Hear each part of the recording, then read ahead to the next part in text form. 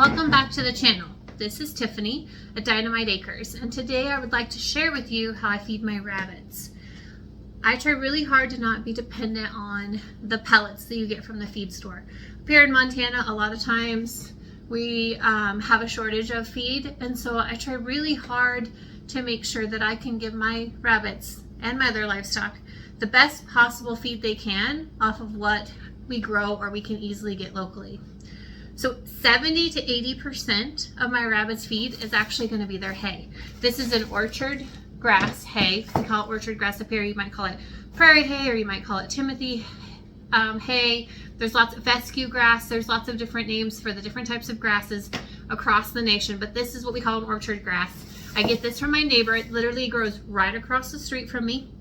He's a no spray farmer, and so this is organic hay. It's also what I feed my horses. So this is a really good quality grass hay. My rabbits get this unlimited. It doesn't matter if they have babies, if it's the buck, if it's a doe, or if it's a doe that's resting, so she's not bred, or doesn't have any babies. Summer, winter, the works, they get this unlimited. My goal is for this to be 70 to 80% of their diet. We do have some waste.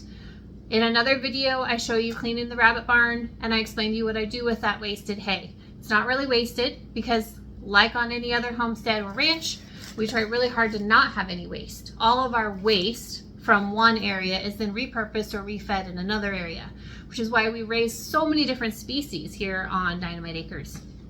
This is the grass hay that I feed. And I do feed alfalfa hay. When it's really, really cold outside, I will give the rabbits a little bit of alfalfa hay. If it's just a doe or buck by themselves, not bred, no babies, I'm going to give about this much. It's about a handful of alfalfa hay. If it is a doe that is bred or a doe that has kits or babies with her, I give her about 4 times that much. But be careful with your alfalfa hay. It is something you should not be feeding unlimited. It is a hot feed, which means it has a lot of nutrients in it, and it can actually make your rabbit sick if they're not used to it.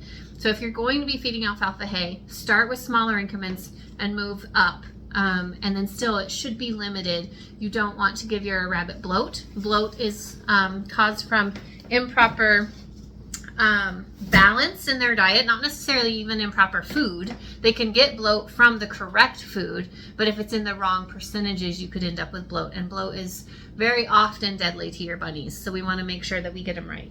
So that's 70 to 80% of their feed. I just do free feed. I give them as much hay as they want of the grass hay, limit the alfalfa. The next category that's super important to me for my rabbits is their veggies and herbs. So when people think of veggies for rabbits, we think carrots, right? This is actually a treat. We don't want to give this as a huge part of their diet. This is too rich for them. However, this, which is the carrot top, is definitely acceptable. So 10 to 15% of my rabbit's diet is going to be fresh and or dried herbs and vegetables. So I have an entire section in my garden that I literally raise food for my animals. So right now my rabbits are getting fresh greens because that's what I have available. As we get closer to winter, which isn't too far away, it's normally always looming on the horizon up here in the north, I will start drying these. So I'll hang them up on my herb porch, and I'll dry these. And so then they'll still get these in the winter as well. Not quite as much nutritional value dried, but they definitely enjoy them. So carrot tops, I have some notes here. Spinach is one that I feed a lot to my rabbits. Oh, here's one. So spinach tops. This particular spinach plant bolted, which meant that it bloomed, and so it doesn't taste very good to us, but the rabbits still love it. So instead of just ripping it out of the garden, I left it in there, and then I trimmed the tops for the rabbits. Oh, they love the beet greens, the radish greens, all those greens on the top of those roots. You definitely want to feed those to your rabbits. Cabbage. Here's some chard that the bugs got a hold of. And so instead of throwing this part away, I'm going to give it to the rabbits. They're going to love that. Here's some kale that I had in the fridge. Had it in there a little bit too long, so I'm going to feed it to the rabbits. You're looking at all of those things that you maybe wouldn't eat. This is a cabbage from the outside of my cabbage patch. And as you can see, the bugs got it. Man, it's a loss, right? Well, not really, because what I'm going to do is all of these outside leaves, whether they're eaten like this or not, so when you harvest your cabbage, all of those outside leaves and the root, those rabbits want it. And that's all free game as far as their vegetable area of their diet. But even this inside cabbage, what I'll do since the bugs got to it is I will slice it and I will feed it to the rabbits. So we will not have a lost cabbage, even though, for whatever reason, the bugs got that one. So that's vegetables. Herbs. Oh my goodness, the rabbits love herbs. Basil, oregano, mint, dill, all of those. Parsley, sage. I grow all of those and I rotate them through the diet for the rabbits. They absolutely love them. Do remember that too much of a good thing is bad. So too much mint, too much parsley, too much basil. Make sure you know what you're doing as far as like percentages, or you don't overfeed. So I rotate through my different herbs that I have available. And then again, just like I do the carrot tops, as I'm done harvesting my mint for the year, I'll dry everything else. All of it, oregano, basil, all of those, I'll dry them. And a section of it or a percentage of it I will set out for the animals, and I'll feed it to the rabbits throughout the winter. So those are some of the vegetables. Oh, another thing that also categorizes into the vegetable category are these wonderful things.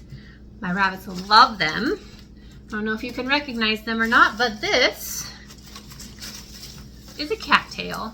We have a creek that runs across our property, and these cattails are such a great source of fiber and nutrients, vitamins, minerals for all of our animals. We harvest them right out of the creek. The pigs love them, but oh my goodness, the rabbits really love them. If you forage cattails for your rabbits, please do not feed them the center stalk that has the actual, we call it the hot dog on it. Okay, you don't want to feed them this stalk. It's big, round, it's real tough. You're going to want to pull these leaves off. You can feed them the leaves, but you do not want to feed them the stalk. And the only thing I don't really dry for the rabbits is these cattails. They don't seem to be interested in them once they've dried. So we only feed these green, but there's other things you can forage as well. They love dandelions. There's a huge array of plants that they would eat. So if you're looking for something to forage, do some research, figure out what's in your area and what would be safe for your rabbits. And all of that fits in that 10 to 15% of their diet. Don't overdo it, because again, you could get bloat. They need that dry hay. They need that roughage. Also, an important part of making sure your rabbits stay healthy is actually a stick. Whether you're cage raising or you're using a colony or raising in a colony, you're going to want these sticks. These happen to come out of my apple orchard, and they're going to need these to gnaw on. A rabbit's teeth continue to grow. They grow their entire lifetime. And so if you do not provide them with something to chew on, their teeth will grow out of proportion, and then you will have a very sick bunny. You can do lots of different sizes. They're going to eat not only the bark, but they'll also eat the inside. These have been off of the trees for probably 2 or 3 years. They're very, very dry. This, however, is one that we just lost in the windstorm the other night. So it's more of a greener apple. They love them both. Normally, mine have at least 2 options. They normally have a really dry one and they have a fairly fresh one. Sometimes I give them different sizes. Okay, and just rotate them out. They're gonna want to play, but you know, a good stick can last them a good year or so. Another thing they're going to need is something to do. So one of the things that I use is these are paper towel rolls or toilet paper rolls. Be careful not to use the ones that have the plastic in them or have tape on them or have a lot of glue. These have a little bit of glue, but mostly they're just pressed together, and they will eat these. Okay, and that's okay as long as you do it in moderation. So mine get 1 a week. Mondays are my roll day. So every Monday they get a roll in their cage, and if they eat it all that day, that's it. That's all they get for the week. But then they have 1. And most of them, they'll last the week because they're used to getting them. But they crack me up because they'll take these and they'll like throw them in the cage. And then they run and they get it. And they'll put it up in their hay feeder. And then they'll pull it back down. And they'll, so it keeps them entertained. It's very important. You can hang it. Do not hang it on twine. they will eat the twine, and then the twine can cause problems in their gut. So you'd have to hang it on a wire or a chain. You definitely can. They're going to rip it down. But I just toss them in there, and then between the paper towel roll, the stick, the fresh vegetables, they are definitely going to be happy bunnies. So that leaves us about 10% of their diet left uncovered. We have their hay, which is most of their diet, 70 to 80%, and then we have 10 to 15% that's going to be vegetables and herbs. Then we have two more categories. We have the pellets. So make sure you're feeding a really good quality pellet. Know what your rabbit needs. If you're breeding like I am, you're going to need a high protein, really, really good sourced pellet. If you're not, if your rabbit is just a pet, you're going to not need such a rich pellet. And if you fed this really rich food to your pet, it would be too heavy. It could get too heavy, and then it can have all kinds of health problems. So know what kind of rabbit you have. What are you expecting from your rabbit? Are you expecting it to breed? Are you expecting it to exercise a lot? There's all kinds of things. So make sure you know what you're doing as far as like what you expect of your rabbit so that you can get a good feed for your rabbit. But 5% or less of my feed is actually pellets. Now that is for a rabbit that is currently not nursing, pregnant, and they're not my grow out. So these are adult rabbits. They get about 1/4 to 1/3 of a cup of pellets a day, and they rarely ever eat them all. If you have a nursing doe, or you have a group of kits in with the doe, or you have a group of kits by themselves, they're in a grow out pen, I do unlimited feed. I have the J feeders, and I fill the feeder, and they can eat their fill. We want them to be as healthy as possible, and if the pellets are what they need, we want to make sure that they have them available. Do they eat them all? Not normally, because if you offer them these pellets or this fresh leaf, they're probably going to go after this fresh leaf. Not that the pellets are bad for them, but this is better for them. It's going to give them that extra nutrients they need. And so if you give them a good balanced diet, then they aren't going to eat you out of house and home with your pellets. So that leaves us our last category, which is treats. Everybody likes a good treat. So again, just like we talked about your carrot, so this is one of the carrots out of the animal area, your carrot is a treat. I like to think about treats as something that's meaty or soft. So if you're not sure, you're like, this is a vegetable. Why isn't it in the vegetable category? Well, it is a vegetable, but for a rabbit, this is a treat. It has a lot of sugar in it. It has a lot of super great vitamins, but you don't want too much. It's going to make your rabbit sick if you feed it too much. But so your carrot is meaty. A zucchini, this is a treat. They love these. These are super good for them in moderation. This particular one, something got a hold of it on the end. So I have put it over in the rabbit pile. So even this part, that's damaged, I could just trim that off, feed that to the rabbits, and then my family could still eat the rest of this. But we have baskets of them. So we're going to just go ahead and give this all to the rabbits. So what I'm going to do is I'm just going to slice it into pieces like this. Nothing too big, and then they would get one. Again, I rotate through. So if they get zucchini today, they're not going to get carrots. If they get carrots today, they're not going to get zucchini. So they get one treat a day, and it rotates through. Another thing that my rabbits absolutely adore are these apples. We have an apple orchard on the property, and they're heritage apples. Unfortunately, we had a huge windstorm come through and knock down about 1/3 of our harvest. So we have a bunch of bruised apples.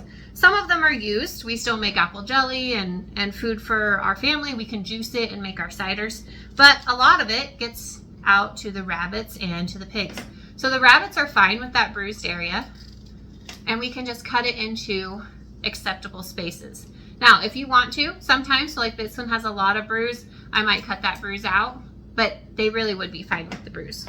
What they're not fine with is the seeds. So apple seeds actually have some components in them that are a little bit on the poisonous side.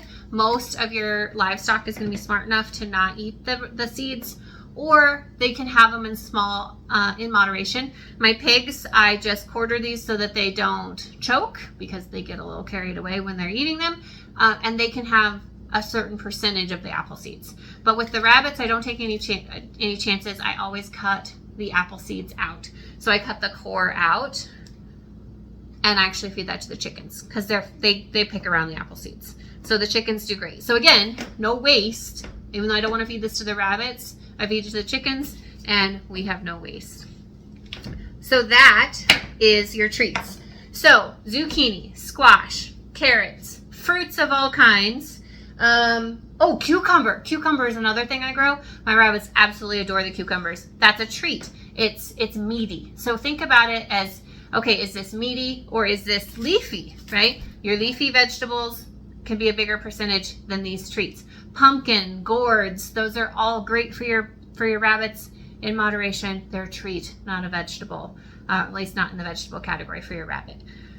So that's how I do my rabbitry. Last winter we had a time in where we couldn't get rabbit feed. I think it was 4 or 5 weeks that no one here in Montana had rabbit feed of any kind. Like you couldn't get any brand.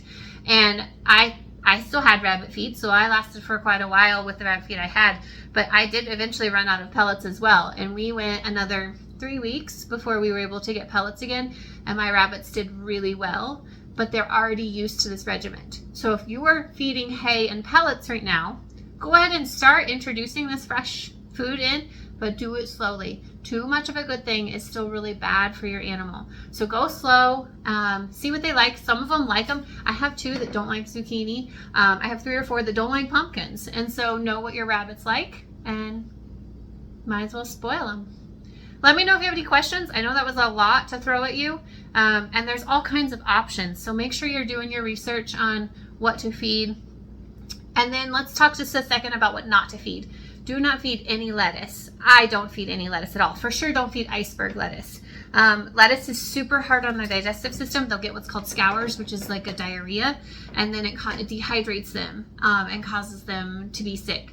Don't feed any lettuce. Don't feed any nightshades. So nightshades are potatoes, tomatoes, any of those that are in any of the plants that are in the nightshade family. Don't feed any of the fruit from the nightshades. Let's see. What else did I write down as not to feed?